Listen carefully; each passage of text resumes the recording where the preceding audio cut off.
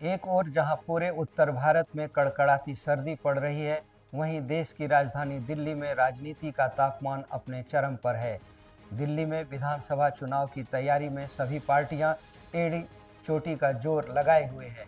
सत्ताधारी आम आदमी पार्टी के मुखिया केजरीवाल ने विधानसभा चुनाव की तारीख नज़दीक आते ही समाज के सभी वर्गों के मतदाताओं को अपनी ओर आकर्षित करने के लिए धड़ाधड़ नई नई योजनाओं की शुरुआत करने की घोषणा कर दी है। वहीं दूसरी ओर दिल्ली की राजनीति में हाशिए पर जा चुकी कांग्रेस पार्टी अपनी उपस्थिति दर्ज कराने के लिए बड़ी मशक्कत कर रही है। नमस्कार, आप देख रहे हैं लूसी नेशनल डिजिटल चैनल का खास शो प्रतिदिन नई और सही खबर। इस चैनल से जुड़े रहने के लिए आप हमारे चैनल को लाइक, शेयर और सब्सक्राइब ज़रूर करें। आइए अब न्यूज़ की तरफ मुड़ते हैं एक बार। मतदाताओं को अपनी ओर आकर्षित करने में अभी भी आम आदमी पार्टी सबसे आगे दिखाई दे रही है। दिल्ली में इस बार की हाई वोल्टेज चुनाव में किस पार्टी ने कौन कौन से वादे जनता से किए हैं, आगे उसका आकलन विस्तार से करेंगे। उससे पहले आइए जानते हैं आज की प्रमुख सुर्खियां। ठिठुरती ठंड के बीच 2025 महाकुंभ अमृत स्नान का हुआ शुभारंभ। देश और दुनिया के कोने कोने से आए नागा साधुओं, संतों और श्रद्धालुओं ने तीर्थराज प्रयाग के संगम तट पर अमृत स्नान कर जीवन के पुनर्निर्माण की प्राप्ति का अनुभव लिया। आस्था की यह डुबकी लगातार 45 दिनों तक लगेगी। उत्तर भारत में कड़कड़ाती सर्दी में लोगों का जीना हुआ मुहाल। एक ओर पहाड़ी क्षेत्र में जहां बर्फबारी होने से पारा -डिग्री जा पहुंचा है, वहीं मैदानी क्षेत्रों में सर्द हवा बहने से घरों में रहने को लोग हुए मजबूर। सुबह सुबह कोहरा छाए रहने से आम जनों को आने जाने में हो रही है भारी असुविधा। दिल्ली की मुख्यमंत्री आतिशी सिंह ने अपने चुनाव खर्च के लिए जनता से क्राउड फंड की मांग। इसके लिए 40 लाख का रखा लक्ष्य। अपनी दलील में आतिशी बोली कि सैलरी के पैसे से उनका घर चलता है, ऐसे में वह चुनाव कैसे लड़ पाएंगी। आतिशी की इस अपील पर भाजपा ने जताया विरोध, जबकि इस बीच 4 घंटे में ही 10 लाख का हुआ कलेक्शन। जब से आम आदमी पार्टी बनी है, तब से दिल्ली के आम लोगों ने आम आदमी पार्टी को सपोर्ट किया, आम आदमी पार्टी को डोनेट किया, आम आदमी पार्टी को चुनाव लड़ने के पैसे दिए। मुझे याद है जब 2013 में हम पहला चुनाव लड़े थे, तो दिल्ली में जब हम घर घर जाते थे, कोई हमें 10 रुपये देता था, 50 रुपये देता था, 100 रुपये देता था, 500 रुपये देता था, और लोगों के इस छोटे छोटे डोनेशन से आम आदमी पार्टी ने चुनाव लड़ा और आम आदमी पार्टी ने चुनाव जीता।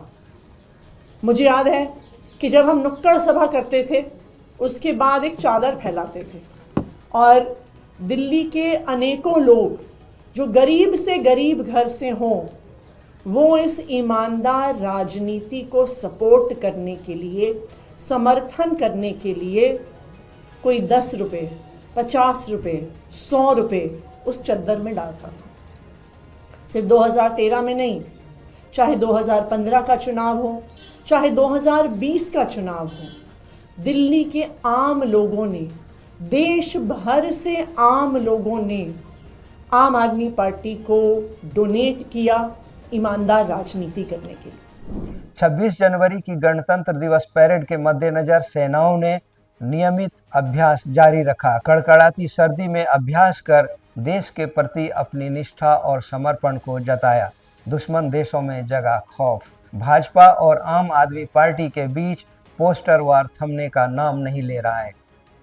एक ओर भाजपा ने केजरीवाल और उनकी पार्टी के नेताओं पर पोस्टर के जरिए कई प्रकार के आरोप लगाए हैं, वहीं इसके जवाब में भी केजरीवाल ने बीजेपी के संभावित मुख्यमंत्री उम्मीदवार रमेश बिधूड़ी पर आपत्तिजनक पोस्टर जारी किए हैं।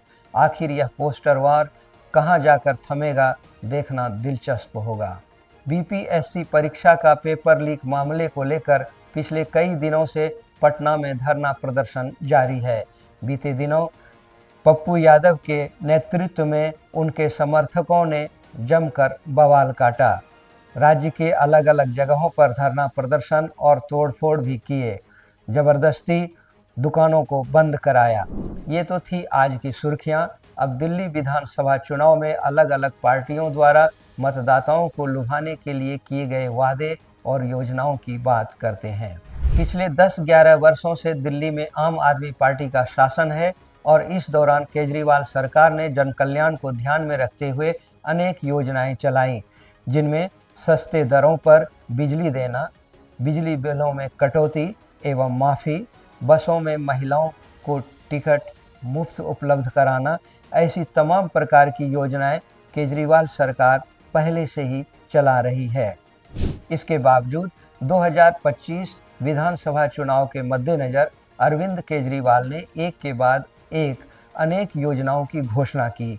इनमें महिलाओं एवं बुजुर्गों के लिए योजना, पुजारी ग्रंथि योजना जैसी तमाम योजनाओं की शुरुआत की। इतना ही नहीं, जातिगत कार्ड खेलते हुए जाटों को आरक्षण दिए जाने का मुद्दा भी जोर शोर से उठाया, जिससे मुख्य विपक्षी पार्टी बीजेपी सत्ते में आ गई और उन्हें जाटों का वोट खिसकने का भय सताने लगा।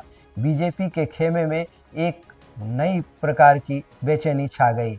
इसी तरह से कांग्रेस ने भी अपनी प्रतिद्वंदिता दिखाते हुए और राजनीति के इस होड़ में खुद को शामिल करते हुए अनेक प्रकार की योजनाओं की घोषणा की है। इनमें छात्रों के लिए योजनाएं, महिलाओं के लिए राशि और बुजुर्गों के स्वास्थ्य बीमा के लिए 25 लाख रुपए तक की बीमा राशि सुविधा देने की बात कही है। अलग अलग पार्टियों द्वारा इस प्रकार की चुनावी घोषणा आम मतदाताओं पर कितना असर डाल पाएगी, यह तो चुनाव के बाद ही पता चलेगा। किंतु इतना तय है कि जो लंबित मुद्दे हैं, जैसे पर्यावरण, साफ पानी, यमुना की सफाई, ट्रैफिक की समस्या और दिल्ली में आम लोगों की सुरक्षा से जुड़ी समस्या, इसका कोई भी समाधान दिखाते हुए नजर नहीं आ रहा है। इन सब के बीच एक और ख़ास बात नज़र आ रही है कि ज्यों-ज्यों चुनाव नज़दीक आता जा रहा है, अरविंद केजरीवाल और उनकी पार्टी आम आदमी पार्टी हिंदुत्ववाद के रास्ते को बहुत तेज़ी से अख्तियार करते जा रही है।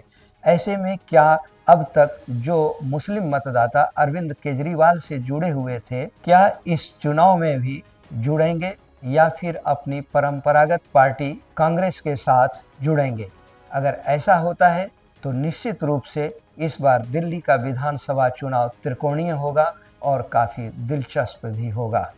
इसके अलावा AIMIM, BSP, TMC और अन्य दूसरी पार्टियां कुछ महत्वपूर्ण भूमिका अदा कर पाएंगी या फिर वोट काटने तक ही अपनी भूमिका निभा पाएंगी, यह भी जानना ज़रूरी होगा।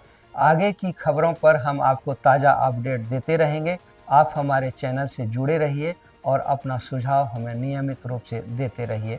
धन्यवाद, नमस्कार।